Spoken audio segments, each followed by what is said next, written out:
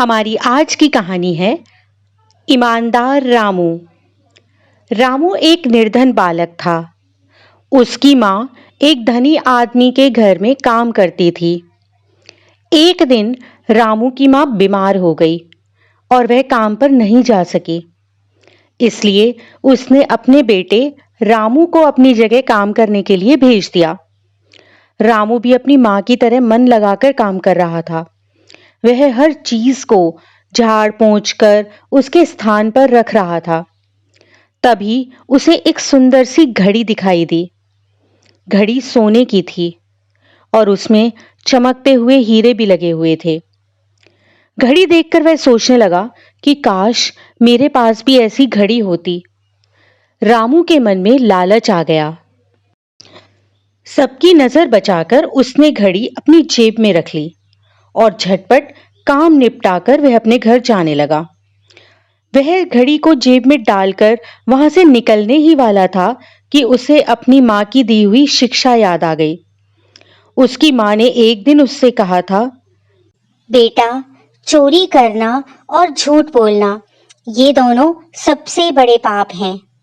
इनसे दूर रहोगे तो कभी भी तुम्हारा अपमान नहीं होगा।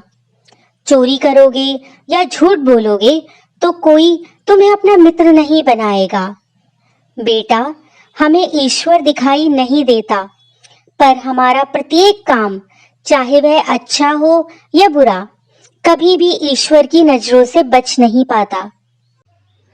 माँ की बात याद आते ही रामू को अपनी गलती समझ आ गई। वह वापस घर के अंदर गया। उसने जहां से घड़ी उठाई थी चुपचाप वहीं पर रख दी और बाहर निकल आया। उस घर का मालिक यह सब देख रहा था।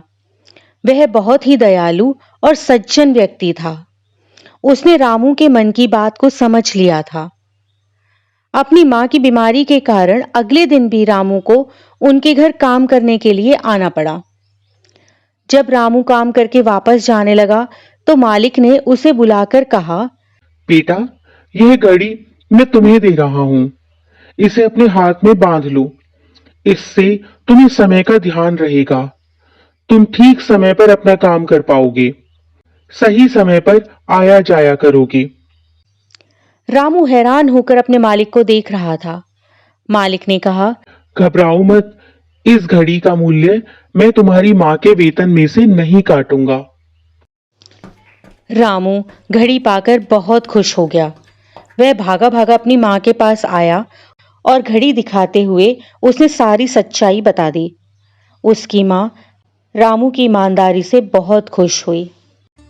इसी प्रकार की अन्य व्रत एवं पौराणिक कथा कहानियों के लिए हमारे चैनल को सब्सक्राइब और शेयर करें ताकि आप भी दूसरों तक इन्हें पहुंचाकर धर्म लाभ प्राप्त कर सकें।